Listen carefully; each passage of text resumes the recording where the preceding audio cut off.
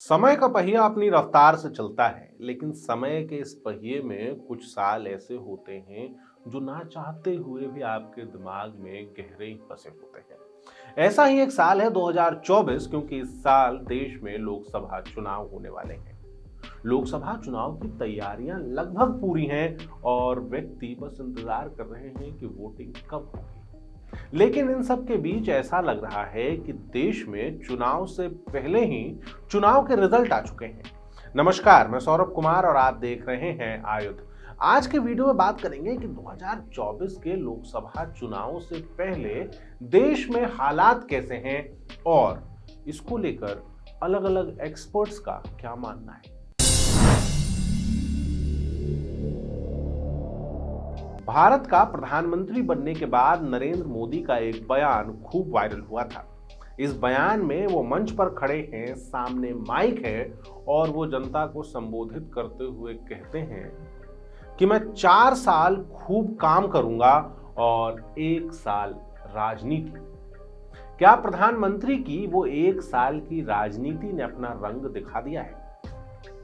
एक बार अपनी आंखें बंद और सोचिए कि अगर भाजपा की सरकार नहीं बनती है तो देश में प्रधानमंत्री के और दूसरे चेहरे कौन से हैं?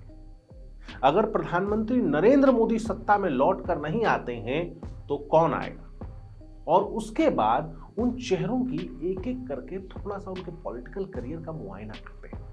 सबसे पहला नाम आता है देश की दूसरी सबसे बड़ी पार्टी कांग्रेस।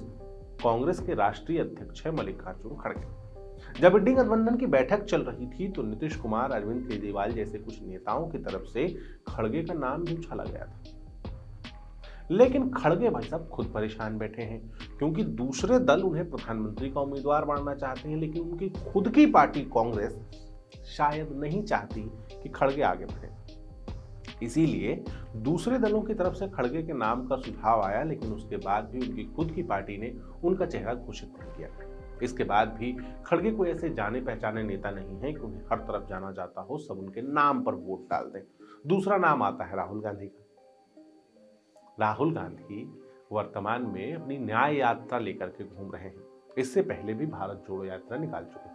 लेकिन हालात ये है कि अगर आप भारत के किसी भी व्यक्ति के सामने जाकर खड़े हो जाएं और एक बार प्रधानमंत्री राहुल गांधी बोल कर देखें तो उसके चेहरे पर मुस्कान आ जाती है। राहुल गांधी कह रहे हैं नाम खराब है। राहुल गांधी हम नहीं सुनते। राहुल गांधी की वो तो पप्पू है।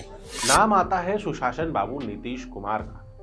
जब नीतीश कुमार ने अभी इंडी गठबंधन छोड़ के एनडीए ज्वाइन कर दिया, तब अखिलेश यादव ने भी ट्वीट करके यही लिखा कि भाजपा ने अपनी साजिश से एक भावी प्रधानमंत्री को मुख्यमंत्री पद तक में सीमित कर दिया है। लेकिन क्या नीतीश कुमार की राजनीतिक मजबूती इतनी थी कि वो प्रधानमंत्री पद के लिए दावा कर पाते? और अगर कर पाते तो फिर उन्होंने एनडीए ज्वाइन क्यों कर दिया? ऐसे में नीतीश कुमार ने ये मान लिया है कि अब इंडी गठबंधन की कोई सामना नहीं। नाम लालू यादव का आता है, लेकिन लालू यादव खुद ईडी के फेरे काट रहे हैं और अभी लालू यादव चुनाव लड़ने की स्थिति में नजर नहीं आते। ममता बनर्जी का नाम आता है, लेकिन ममता बनर्जी भी इंडी गठबंधन से अपनी दूरियां बना रही हैं और पश्चिम बंगाल छोड़ के देश के किसी भी और हिस्से में ममता बनर्जी को प्रधानमंत्री के उम्मीदवार के तौर पर देखा नहीं जा रहा है। लेफ्ट से कोई ऐसा नाम सामने नहीं आता। नाम अरविंद केजरीवाल और मायावती का भी आता है, लेकिन अरविंद केजरीवाल अपनी खुद की सरकार बचाने में असक्षम नजर आ रहे हैं। अभी पंजाब में हुए मेयर के चुनाव में जहां पे अरविंद केजरीवाल और कांग्रेस एक साथ लड़ रहे थे, वहां पे भी भाजपा का उम्मीदवार विजय रहा है। मायावती को देखकर तो ऐसा लगता है कि मानो उन्होंने राजनीति से संन्यास ही ले लिया हो। ना कोई बयान आता है और ना कोई रैली होती है। राम मंदिर के प्राण प्रतिष्ठा के बाद बहुत सारे एक्सपर्ट्स का ये मानना है कि भाजपा को बड़ी सफलता मिलेगी। गार्डियन अखबार में छपे एक रिपोर्ट के मुताबिक 2024 में भाजपा की सरकार लौट के आ रही है और इस बार 400 सीटें और 50% वोट का जो टारगेट भाजपा का है, शायद उसको भी भाजपा पार कर जाएगी। पिछले चुनाव में 2019 के चुनाव में लगभग 72 ऐसी सीटें थी जहां पर भाजपा सेकंड नंबर पर रही थी और इनमें से 15 सीटें कांग्रेस ने जीती थी, तृणमूल ने 21, बीएसपी ने 10, समाजवादी पार्टी ने 5, बीजेडी ने 11 और बाकी अन्य के पास 10 सीटें आई थी। इन 72 सीटों में से जो सबसे बड़ी संख्या में सीटें हैं, उत्तर प्रदेश में 16 सीटें थीं, पश्चिम बंगाल में 22 सीटें थीं, महाराष्ट्र में 2 सीटें, झारखंड में 2 सीटें, छत्तीसगढ़ में 2 सीटें और तेलंगाना में 2 सीटें और बाकी कुछ राज्यों में 1-1 सीटें।